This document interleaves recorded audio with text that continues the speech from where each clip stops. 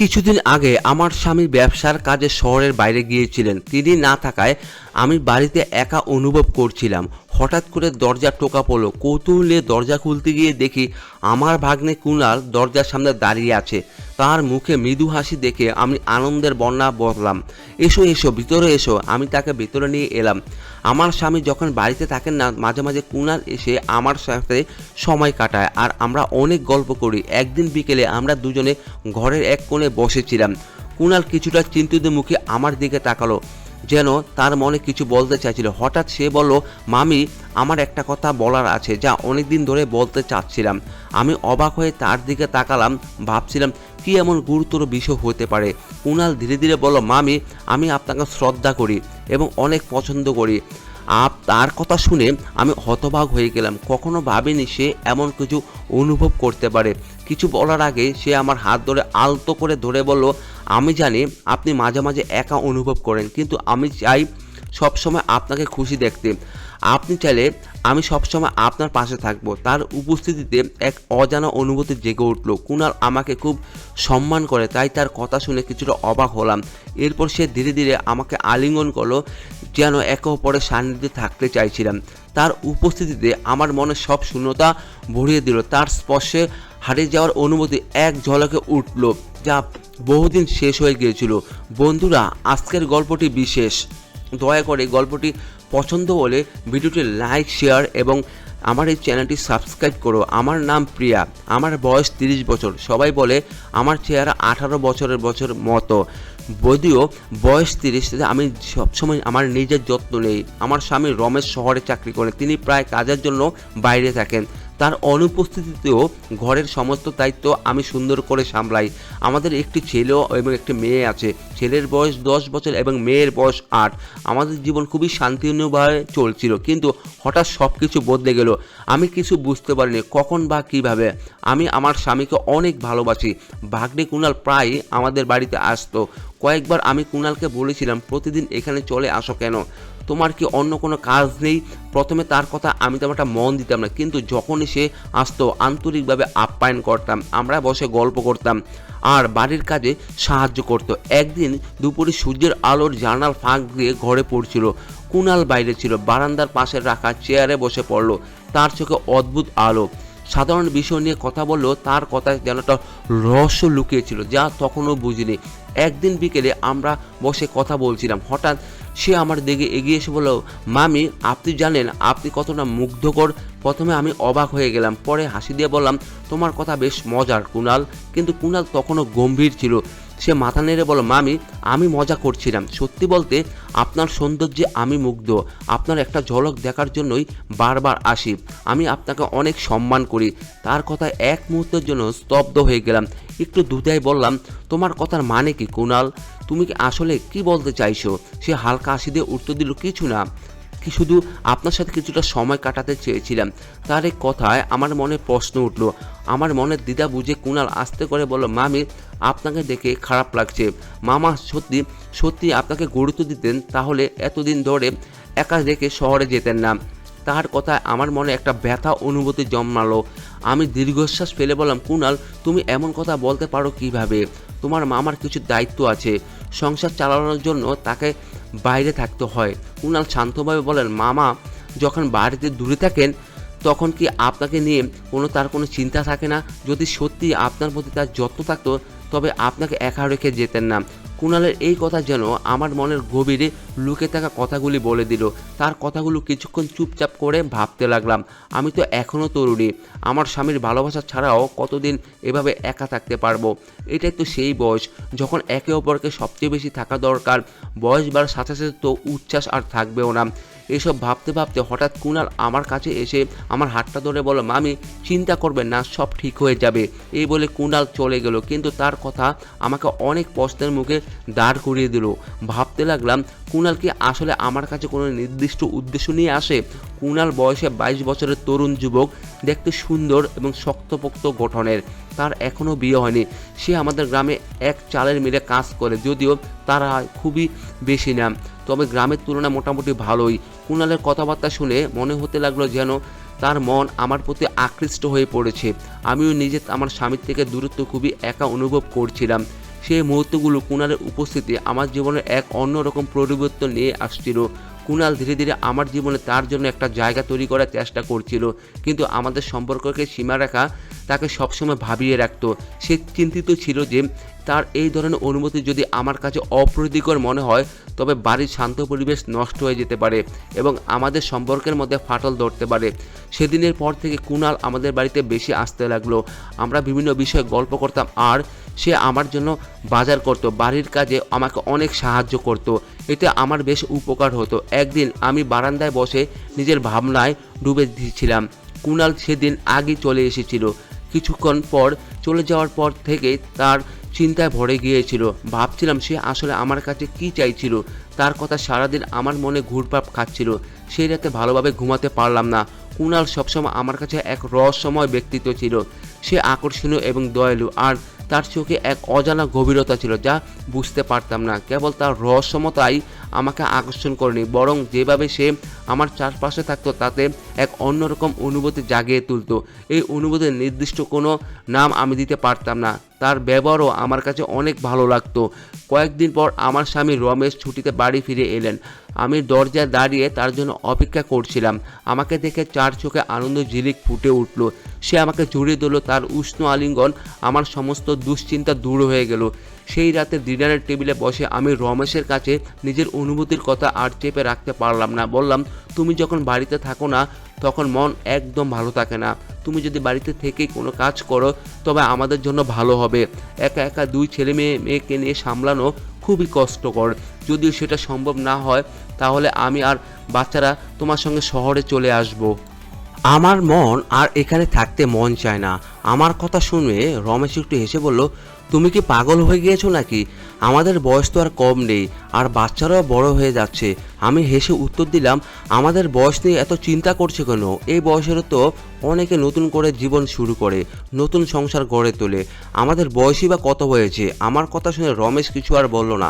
4 দিনের জন্য সে বাড়িতে ছিল, আর সেই সময়টুকুতে আমি খুব খুশি ছিলাম, কিন্তু জানতাম 4 দিনের পর আবার আমি একা হয়ে যাব। সে একাকিত্ব আমাকে কষ্ট দেয়। আমার স্বামী যখন দূরে থাকে তখন তার অভাব আমাকে ব্যথিত করে। এসব ভাবনা আমাকে বিষণ্ণ করে তুলছিল। আমার ভাগ্নে কুণালের উপস্থিতিতে আর তার সান্নিধ্যে একটু স্বস্তি থাকতে চাইছিলাম, যদিও তার সঙ্গে সময় কাটানোটা আমার জীবনের এক অন্যরকম অনুভূতি নিয়ে আসছিল। কুণালের গল্পগুলো আমাকে এমনভাবে ছুঁয়ে গিয়েছিল যে তার প্রতিটি কথায় আমার মনের গভীরে এক অদ্ভুত ভালোবাসার জন্ম নিচ্ছিল। প্রতিদিন তার সঙ্গে দেখা করার আকাঙ্ক্ষাও আরও তীব্র হয়ে উঠছিল, আর অপেক্ষা করতে পারছিলাম না। তাই হঠাৎ করে ফোন তুলে তার বাড়িতে কল করলাম। উত্তেজিতভাবে জিজ্ঞেস করলাম, কুণাল কবে ফিরবে? অনেকদিন তো ওকে দেখি না। আমার কণ্ঠের উচ্ছ্বাস সামলাতে পারলাম না। উপাস থেকে হাসতে হাসতে উত্তর এসলো, ও আগামী সপ্তাহে আসছে তোমার সঙ্গে দেখা করতে। ও খুবই উৎসুক। এই খবরটা শুনে মনে আনন্দের ঢেউ বয়ে গেল। ভাবছিলাম সেই তরুণের সঙ্গে আবার দেখা হবে, যে তার গল্প দিয়ে আমার কল্পনা এক নতুন জগৎ সৃষ্টি করেছে। দিনগুলো ধীরে ধীরে কাটছিল। আমি আর তার অপেক্ষায় ছিলাম, প্রতিটা মুহূর্ত গুনছিলাম। একদিন হঠাৎ করে দরজায় কড়া নাড়ার শব্দ শুনলাম। দরজা খুলতে দেখি আমার ভাগ্নে কুণাল দাঁড়িয়ে আছে। সে গভীর দৃষ্টিতে আমাকে দেখে বলল, মামি, এবার বলো তুমি আমাকে এখানে কেন রেখেছো? আমি হেসে তাকে ঘরে ঢুকতে দিলাম এবং দরজা বন্ধ করে তার সঙ্গে আলাপ শুরু করলাম। কিছুক্ষণ পর গল্প করার পর আমি রান্নাঘরে গিয়ে চা বানাতে শুরু করলাম। কুণালের সঙ্গে কাটানো সেই মুহূর্তগুলো আমার জীবনে এক নতুন মাত্রা যোগ করেছিল। আমি 2টি গ্লাসে চা নিয়ে ফিরে এসে কুণালের পাশে বসলাম। তখন কুণাল আমাকে জিজ্ঞেস করলো, মামা কি ফিরে এসেছিলেন? আমি একটু ম্লান হেসে বললাম, হ্যাঁ এসেছিলেন, তবে 4 দিন থেকে আবার শহরে ফিরে গেলেন। আমার মুখের ভাব দেখে কুণাল বুঝলো যে আমি হয়তো স্বামীর সান্নিধ্যে পুরোপুরি খুশি নই। সেই সুযোগে সে বলল, মামি, আমি আপনাকে কিছু বলতে চাই, কিন্তু ভয় পাচ্ছি আপনি হয়তো রাগ করবেন। আমি তাকে বললাম, বলো কি বলতে চাও? তখন সে একটু দ্বিধা নিয়ে বলল, মামি, সত্যি বলতে কি আমি আপনাকে খুব ভালোবাসি। আপনার প্রতি আমার মনে একটা আলাদা অনুভূতি জন্মেছে। কুণালের কথাগুলো এক নিঃশ্বাসে বলে ফেলল। আমি তার কথা শুনে হতভম্ব হয়ে গেলাম। রাগান্বিত স্বরে বললাম, তুই কি বলছিস? ভালোবাসা মানে কি জানিস?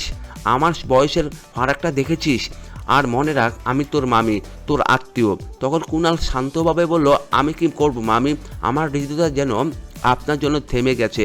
আপনার চেহারাটাই সবসময় আমার মনে জুড়ে থাকে। আমি বললাম, তুই একদম পাগল হয়ে গেছিস। একবার ভেবে দেখ, যদি পরিবারে কেউ এটা জানে তাহলে কি হবে? কুণাল তখন চেয়ার থেকে উঠে আমার কাছে আরও কাছে এসে বসলো। তার এই আচরণ একেবারে আমি বিচলিত হলাম না। যদিও পরিস্থিতি বেশ অস্বস্তিকর হয়ে উঠেছিল, তবু কুণালের আত্মবিশ্বাস যেন আরও বেড়ে গেল, কারণ আমি কোনো আপত্তি করিনি। সে আমার হাত ধরে ধীরে ধীরে আমাকে কাছে টেনে নিল। কুণাল তখন নরম গলায় আমার কানে কিছু ফিসফিস করে বলছিল, আর আমার মনে কোনো দ্বিধাই ছিল না। আমি কিছুক্ষণ একে অপরকে আঁকড়ে ধরলাম, কারণ সেই মুহূর্তের আনন্দ বহুদিন পর অনুভব করছিলাম। কিছুক্ষণ পর কুণাল তার ফোন নম্বর দিয়ে বিদায় নিয়ে গেল, তবে যাওয়ার আগে আবার দেখা করার পরিস্থিতি রেখে গেল। সেদিনের পর আমার জীবনে এক নতুন মোড় নিল। মাঝে মাঝে ভাবতাম যদি আমাদের সম্পর্কের কথা প্রকাশ্যে আসে তাহলে কি হবে। এরপর থেকে কুণালের আশায় অপেক্ষা করতে লাগলাম। এদিকে একদিন হঠাৎ করে আমার স্বামী বাড়ি চলে এলো। তার শরীর খারাপ ছিল, কিন্তু সে সময় কুণাল বাড়িতে ছিল না। আমি খুব ভয় পেয়ে গেলাম যদি স্বামীর সামনে কুণাল এসে পড়ে, তবে সঙ্গে সঙ্গে কুণালকে ফোন করে সতর্ক করলাম। 15 দিন পর আমার স্বামী আবার ফিরে গেল, কিন্তু আমার মনে এক ভয়ের বাসা বাঁধল। যদি কোনো পাড়া প্রতিবেশী আমার স্বামীকে বলে দেয় যে তার অনুপস্থিতিতে কুণাল প্রায়ই আসে। একদিন আমার এক প্রতিবেশী আমাকে সতর্ক করে বলল, তোমার বাড়িতে এভাবে যুবক ছেলে আসা যাওয়া ঠিক নয়। এখন তো তোমার সন্তানেরও বড় হয়ে গেছে, তাদের খেয়াল রাখতে হবে। আমি স্রেফ বললাম, তুমি আমাদের নিয়ে চিন্তা করো না, এখানে কেউ আসে না। সে বলল, তোমার বাড়িতে তোমার ভাগ্নে অবাধে যাওয়া আসা করে, এটা প্রতিবেশীদের মনে সন্দেহ সৃষ্টি হয়েছে। একদিন এক প্রতিবেশী আমার স্বামীকে বলল, কুণাল তোমার ভাগ্নে তোমার অনুপস্থিতিতে বাড়িতে আসে, তোমার এই বিষয়ে নজর রাখা উচিত। এ কথা শুনে আমার স্বামীর মনে কিছু একটা গণ্ডগোল চলছে। তখন সে আমাকে জিজ্ঞেস করলো, এই কুণালের ব্যাপারটা কি? স্বামীর কথা শুনে আমার বুক ধরধর করে কাঁপতে লাগলো। আমি বললাম, তুমি কি বলছো? ও তোমার ভাগ্নে, ও যদি মাঝে মাঝে আসে তাহলে সমস্যা কোথায়? স্বামী তখন বলল, যদি আমি বাড়িতে থাকি তবে তাকে এখানে আসতে মানা করে দাও, তাই না? আমি উত্তরে বললাম, তুমি কি বলছো এসব? তুমি জানো এসব শুনলে আমাদের সম্পর্ক খারাপ হয়ে যাবে, কারণ সে তো আমাদের পরিবারের একটা অংশ। স্বামী বলল, আমি আমার সন্তানের যত্ন নিতে পারি। তখন মনে মনে ভাবলাম, তুমি যখন বাড়িতে থাকো না তখন আমি কিভাবে একা থাকি এটা শুধু আমিই জানি। সে মাঝে মাঝে এসে আমার বাচ্চাদের সঙ্গে খেলাধুলা করে এবং তাদের সঙ্গে সময় কাটায়। আমি একা মেয়ে হয়ে বাচ্চাদের কিভাবে সামলাই সেটা শুধু আমিই জানি। স্বামী তখন বলল, আমি তো তোমাদের সবার জন্যই বাইরে থাকি, তুমি কি মনে করো তোমার ছাড়া আমার বাইরে থাকা ভালো লাগে? আমার মনে সন্দেহ হলো যদি আমার প্রতিবেশী আমার স্বামীর কানে কিছু কথা তুলে দিয়েছে, তাই সে কুণালের ব্যাপারে এই ধরনের প্রশ্ন করেছে। যখনই স্বামী বাড়িতে আসতো তার মন খারাপ থাকতো, আর আমি বুঝতে পারতাম পরিস্থিতি জটিল হয়ে যাচ্ছে। কিছুদিন পর প্রতিবারের মতো শহরে ফেরার পরিকল্পনা করছিল সে, কিন্তু এবার মনটা যেন একবার যেতে চাইছিল না। তার মনে হচ্ছিল সংসারের কোথাও যেন অদৃশ্য অস্থিরতা জমে আছে। কাজের মধ্যে ডুবে থাকলেও তার চিন্তা বারবার ঘরের দিকে ফিরে যাচ্ছিল। সন্দেহ হচ্ছিল তার অনুপস্থিতিতে অন্য কিছু রকম ঘটছে কিনা। একদিন হঠাৎ করে কোনো পূর্ববার্তা ছাড়াই সে ছুটি নিয়ে বাড়ি ফিরল। ঘরে ঢুকে চারপাশ তাকিয়ে দেখলো সব কিছু ঠিকমতো চলছে কিনা। পরিবেশে একটা অদ্ভুত অস্বস্তি। কৌতূহলবশত সে ধীরে ধীরে আমার ঘরের দিকে এগিয়ে লাগলো। দরজা খুলতেই যা দেখলো তাতে তার হৃদয় শূন্য হয়ে গেল। সেদিন কুণাল আমাদের বাড়িতে ছিল। তার উপস্থিতি যেন তাকে আরও অস্থির করে তুলেছিল। তার চোখে হতাশা স্পষ্ট হয়ে উঠল, আর সে নিজেকে সামলাতে পারছিল না। তার মুখে বিরক্তির ছাপ স্পষ্ট ছিল, আর সে ধীরে ধীরে আমার দিকে এগিয়ে এলো। আমি ভয়ে একটু পিছিয়ে গেলাম, কিন্তু তার রাগ যেন ক্রমাগত বাড়ছিল। সে দ্রুত আমার দিকে এগিয়ে আসছিল। আমি সেখান থেকে পালানোর রাস্তা খুঁজছিলাম। সেই ভয়াবহ মুহূর্তে আমি বুঝতে পারলাম না আমাকে কিছু একটা করতে হবে। আমার চোখ দিয়ে অনবরত অশ্রু ঝরছিল, শরীরে আঘাতের দাগ ফুটে উঠল। আমি কাঁপা কণ্ঠে ফিসফিসিয়ে বললাম, এটা শুধু আমার দোষ নয়, দুজনেরই দোষ ছিল, তোমারও দায়িত্ব আছে। যখন আমি তোমাকে বলেছিলাম যে আমাকেও তোমার সঙ্গে নিয়ে চলো, তখন তুমি আমার কথাগুলো গুরুত্ব দাওনি। সেদিন যদি তুমি আমার কথা মনোযোগ দিতে তাহলে হয়তো আজ এমন কঠিন সিদ্ধান্ত নিতে কখনোই নিতাম না। আমি তোমার সঙ্গে বিয়ে করেছিলাম, জীবনের সকল সুখের মুহূর্তে তোমার সঙ্গে ভাগাভাগি করতে চেয়েছিলাম, কিন্তু তুমি বলেছিলে যে তোমার বয়স হয়েছে। এখন বলো, আমার কি এতটা বয়স বেশি হয়েছে তোমার মতো? তাহলে কেন আমাদের মধ্যকার অনুভূতিগুলো ম্লান হয়ে যাবে? আমার কষ্টগুলো তুমি কখনোই বোঝোনি।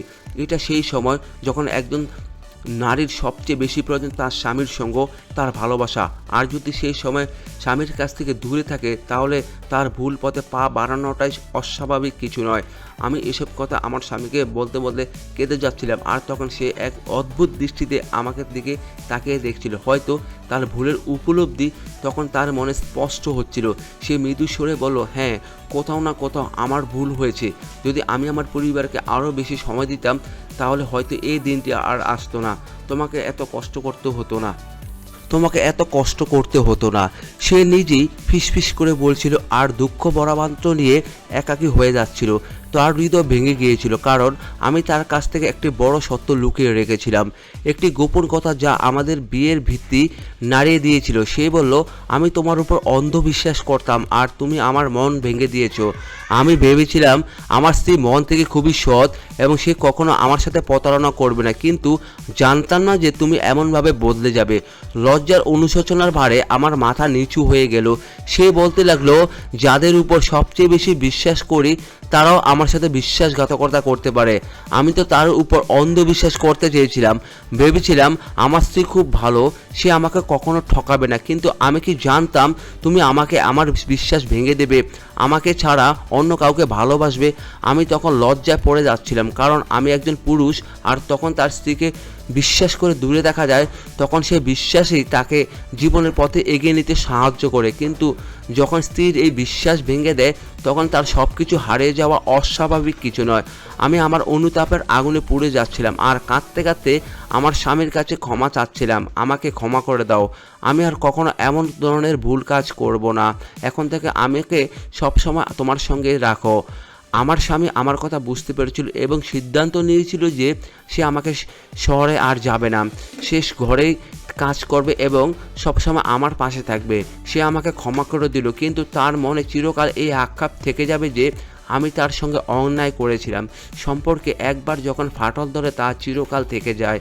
কিছুদিন পর আমার স্বামী রমেশ কিছু অর্থের ব্যবস্থা করে গ্রামে একটি ছোট্ট দোকান খুলে ফেললো। দোকানটি ভালোই চলতে শুরু করলো এবং আমাদের অর্থনৈতিক সমস্যাগুলো ধীরে ধীরে কমে যেতে লাগলো। যদিও দোকানের সফলতা বাড়ছিল, আমাদের জীবনের উপর একটা অদ্ভুত মেঘের ছায়া ভেসে এসেছিল। রমেশ তার ভাগ্নের সাথে সম্পর্ক সম্পন্ন ছিন্ন করে ফেলেছিল, যার ফলে পরিবারের মধ্যে একটা দূরত্ব তৈরি হয়েছিল। না রমেশ না আমি কেউ আমরা ভাবনার বাড়িতে যেতাম না এবং সেও আমাদের বাড়িতে আসতো না। ধীরে ধীরে আমি নিজেকে অতীত থেকে মুক্ত করে সামনের দিকে এগিয়ে যেতে শুরু করলাম। আমি আমার স্বামী এবং সন্তানদের সঙ্গে বর্তমান জীবনকে গ্রহণ করেছিলাম এবং সেই জীবনে নিজেকে খুঁজে পেয়েছিলাম। এই গল্পের মাধ্যমে আমি আপনাদের একটি সাধারণ এবং গুরুত্বপূর্ণ বার্তা দিতে চাই। সম্পর্ক টিকিয়ে রাখতে হলে একে অপরকে অনুমতি বোঝা খুব প্রয়োজন। নারী বা পুরুষ সবার মধ্যে সব কিছু না কিছু অনুমতি থাকে, যা কিছু সময়ের জন্য চেপে রাখা গেলেও তা চিরকাল চেপে রাখা সম্ভব নয়। তাই সম্পর্ক টিকিয়ে রাখতে হলে একে অপরের প্রতি সহানুভূতি থাকা জরুরি। যখন দিন আসে, মাস যায়, মাস আসে, বছর হয়ে যায়, তখন আমি আমার পরিবার নিয়ে একসঙ্গে আনন্দ জীবনযাপন কাটিয়ে দেখতে থাকি। আমরা অতীতের ভুল থেকে শেখা অভিজ্ঞতাগুলো আমাকে প্রতিটি পদক্ষেপে পথ দেখিয়েছে। আমার করা ভুল থেকে আমি অনেক শিক্ষা নিয়েছি। গল্প আমাদের জীবনে এক বিশেষ গুরুত্ব বহন করে। এটি শুধু বিনোদন নয়, আমাদের শিক্ষা দেয়, আমাদের অভিজ্ঞতা শেয়ার করার সুযোগ করে দেয় এবং সমাজ পরিবর্তন আনার জন্য একটি শক্তিশালী মাধ্যম হয়ে দাঁড়ায়। প্রতিটি গল্প আমাদের নতুন দৃষ্টিভঙ্গি, শিক্ষা এবং অভিজ্ঞতা দেয়, যা জীবনকে ভিন্নভাবে বুঝতে সাহায্য করে। এভাবে গল্প শুধু আমাদের আনন্দের উৎস নয়, এটি আমাদের সংস্কৃতি, সমাজ এবং ব্যক্তিগত উন্নতির একটি মূল ভিত্তি। তাই গল্প বলার ও শোনার ঐতিহ্য কেবল ধরে রাখাই নয়, এটির প্রসার ঘটানো উচিত, যা আমাদের চিন্তা এবং অনুভূতিকে আরও সমৃদ্ধ করে তুলতে এবং আমাদের আরও সংযত করতে সাহায্য করে। বন্ধুরা, যদি গল্পটি ভালো লেগে থাকে তাহলে দয়া করে ভিডিওটি লাইক করুন এবং আমাদের চ্যানেলটি সাবস্ক্রাইব করুন। পাশে থাকা বেল আইকনটি প্রেস করুন যাতে আমরা নতুন ভিডিও আপলোড করি তার নোটিফিকেশন সবার আগে আপনাদের কাছে পৌঁছে যায়। ধন্যবাদ, দেখা হবে পরবর্তী আমাদের কোনো ভিডিওটিতে।